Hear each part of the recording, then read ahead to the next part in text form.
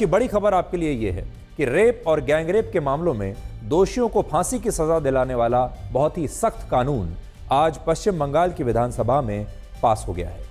इस कानून में 5 बड़े प्रावधानों को शामिल किया गया है, जिनके बारे में हमारे देश के तमाम लोगों को, लेकिन खास तौर पर महिलाओं को पता होना चाहिए।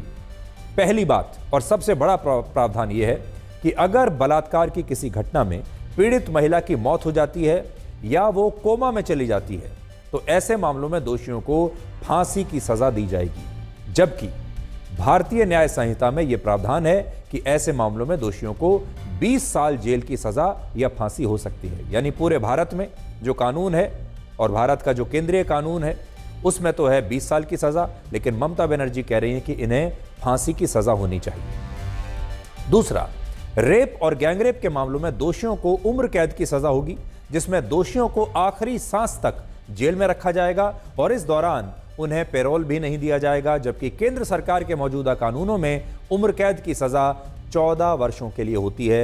एक बड़ा अंतर दोनों में यह है। तीसरा, बलात्कार के मामलों में जांच पूरी करने के लिए पुलिस को 21 दिन मिलेंगे और अगर किसी कारणवश 21 दिनों में जांच पूरी नहीं हुई तो पुलिस को इसके लिए अधिकतम 15 दिन और दिए जाएंगे और कुल मिलाकर 36 दिनों के अंदर अंदर पुलिस को यह अपनी जांच किसी भी कीमत पर पूरी करनी ही होगी। चौथा, महिला अपराधों को रोकने के लिए हर जिले में एक टास्क फोर्स बनाई जाएगी, जिसका नाम होगा अपराजिता टास्क फोर्स, और इस टास्क फोर्स का नेतृत्व डीएसपी स्तर के एक पुलिस अधिकारी करेंगे।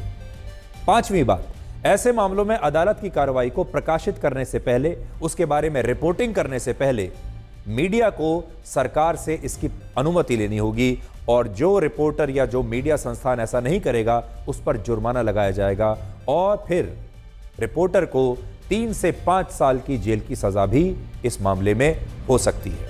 और इस कानून में यह प्रावधान शायद इसलिए जोड़ा गया है क्योंकि कोलकाता में महिला डॉक्टर के रेप और मर्डर के मामले में कलकत्ता हाईकोर्ट ने ममता बनर्जी की सरकार पर और पुलिस पर गंभीर सवाल उठाए थे और पुलिस से इस मामले की जांच छीनकर सीबीआई को सौंप दी थी। और शायद यही कारण है कि अब ममता बनर्जी ने इसे लेकर कड़े कानून बना दिए हैं ताकि आगे से कभी कुछ ऐसा हो तो मीडिया उस पर कोई सख्त लाइन ना ले सके, मीडिया उसके बारे में कोई सख्त रिपोर्टिंग ना कर सके। और मीडिया को उसकी रिपोर्टिंग कैसे करनी है इसके लिए अब उसे पहले सरकार से अनुमति लेनी होगी। तो ये इसका एक प्रावधान ऐसा है जो मीडिया को चिंता में डाल सकता है, जो लोकतंत्र को भी चिंता में डाल सकता है। इसके अलावा यह पश्चिम बंगाल का पहला ऐसा बिल है जिस पर बीजेपी और टीएमसी एक मत थे और यह बिल आज सर्वसम्मति से विधानसभा में पास भी हो गया। तो यहां जो खूबसूरती है वो ये है कि पश्चिम बंगाल की महिलाओं के लिए, चाहे वो सत्ता पक्ष हो यानी टीएमसी हो या बीजेपी हो, जो कि आपस में एक दूसरे के विरोधी हैं, लेकिन इस कानून पर दोनों एक साथ आ गए, जो कि लोकतंत्र की एक खूबसूरती मानी जाएगी। हालांकि जब यह बिल पेश हुआ उस समय बीजेपी के विधायक मुख्यमंत्री ममता बनर्जी से उनका इस्तीफा मांग रहे थे, लेकिन ममता बनर्जी ने कहा कि रेप और गैंगरेप की घटनाएं बीजेपी शासित राज्यों में भी हुई हैं, लेकिन क्या इन राज्यों के मुख्यमंत्रियों से कभी इस्तीफा मांगा गया और क्या कभी प्रधानमंत्री मोदी और गृह मंत्री अमित शाह से ऐसी घटनाओं के लिए इस्तीफे की मांग हुई है? প্রধানমন্ত্রী করতে পারেনি বলে আমরা করেছি।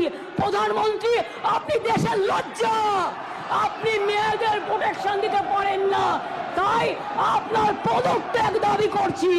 স্বরাষ্ট্রমন্ত্রীর পদত্যাগ দাবি করছি, বিজেপি মন্ত্রীদের পদত্যাগ দাবি করছি, রাজ্যে যে মুখ্যমন্ত্রীরা আছে পদত্যাগ দাবি করছি। আর অপোজিশন লিডার গুলি চালাবার কথা বলেছেন তাকেও পদত্যাগের দাবি করছি। तो ममता बनर्जी ने इस पूरे मामले में इसे एक राज्य का विषय ना मानकर इसे केंद्र का विषय बना दिया है। इसे एक राष्ट्रीय विषय वो बनाने की कोशिश कर रही हैं, जबकि राज्य में सुरक्षा का जो विषय होता है वो राज्य सरकार का विषय होता है।